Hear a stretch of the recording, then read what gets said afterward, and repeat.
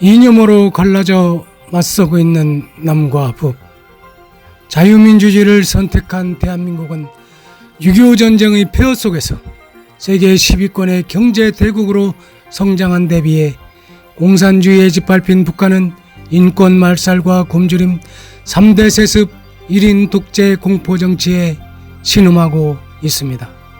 6.25 남침으로 동족한 수백만 명의 목숨을 희생시키고도 평화로운 대한민국의 천안함 폭침 사건을 비롯한 연평도 포격 사건, GMG 지뢰 도발 사건 등 정전 이후 끊임없이 계속되는 도발 행위로 대한민국의 수많은 무고한 인명을 살상하고도 지금까지 단 한 번의 사과는커녕 2006년 이후 지금까지 6차례에 걸친 핵실험과 ICBM 대륙간 탄도미사일 발사 시험 등으로 대한민국을 비롯한 전 세계 자유민주주의를 위협하고 있습니다. 어떻게 이러한 집단과 평화를 논하며 협력을 말할 수 있겠습니까? 현재의 북한 모습을 있는 그대로 보여주는 이 영상을 통해 북한은 협력의 대상이 아니라 언제 어떠한 방법으로 또다시 6.25와 같은 불법 도발을 감행할지도 모르는 경계의 대상임을 제3 인식하게 될 것입니다.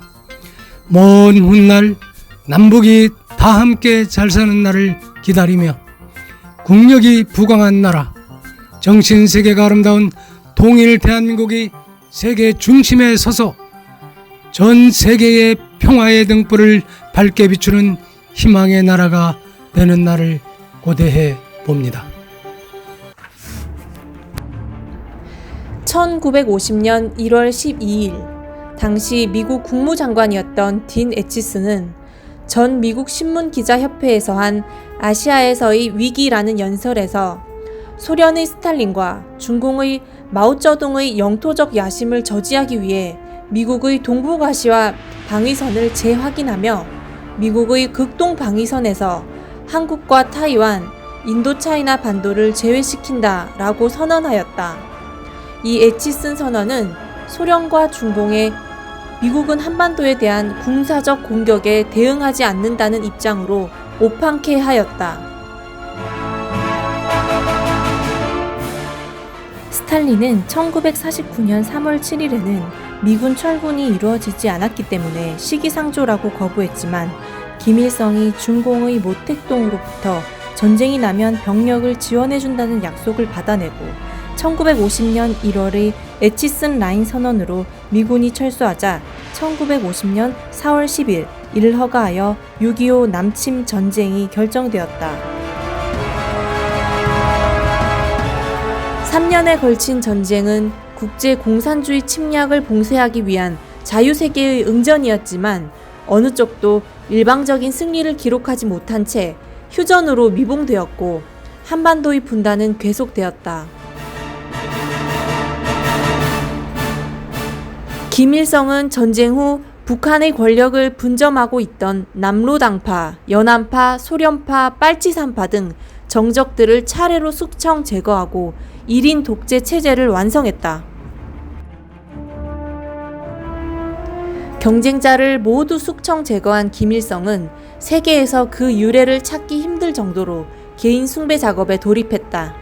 자신을 호칭하는 용어로 처음에는 영명한 조선인민의 지도자를 사용하다가 경애하는 조선인민의 수령으로 바꾸었으며 후에는 위대한 수령으로 수정했다. 김일성은 주체라는 무기와 자주라는 방패를 마련하여 주체 사상을 공식화, 공고화하기에 전념한다.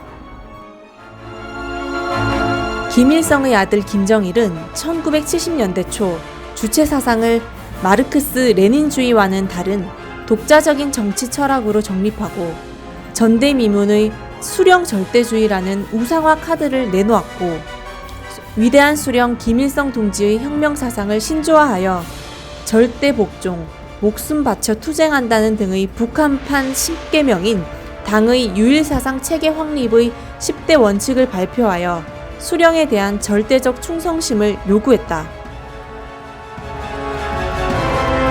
김일성은 주체 사상을 통해 프롤레타리아 독재 하에서 신이며 제왕이며 독재자가 되었다. 신격화된 수령이 당과 국가 위에 군림하여 헌법과 당의 규약에 구애됨이 없이 무제한적인 권력을 행사하기 시작했다.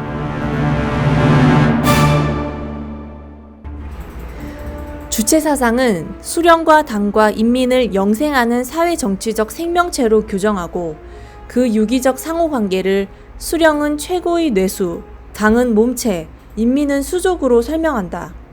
따라서 수령은 인민에게 사회 정치적 생명을 부여하는 아버지 같은 존재이며 인민은 생명의 근원인 수령을 목숨을 걸고 지키고 섬겨야 한다.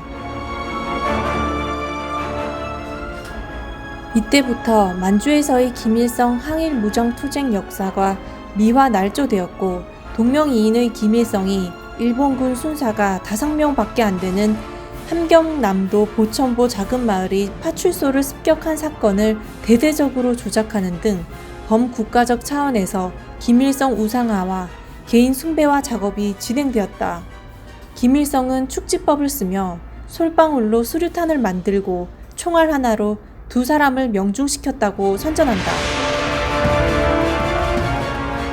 수령론은 북한 주민 전체를 김일성, 김정일, 김정은으로 이어지는 세습 왕들의 영도에 따라 움직이는 인간 로봇으로 전락시켰다.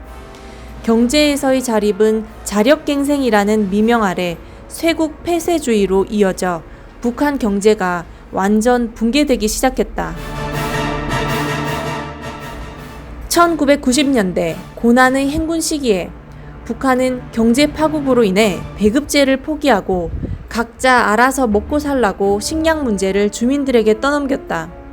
배급제도가 붕괴되면서 주민들은 생계 유지를 위한 장마당에 뛰어들었다. 오늘날 북한에는 노동당과 장마당이라는 2개의 당이 존재한다. 최근의 정보에 의하면 노동당은 장마당에 밀려 사실상 퇴장일보 직전의 상황이 되었다고 한다. 생존이 불투명하게 된 북한은 핵과 미사일로 남한과 미국을 비롯한 자유민주주의 세계를 겁박하여 생존을 모색하고 있다. 하지만 핵개발로 인한 유엔의 대북 제재로 붕괴의 전조를 보이고 있다.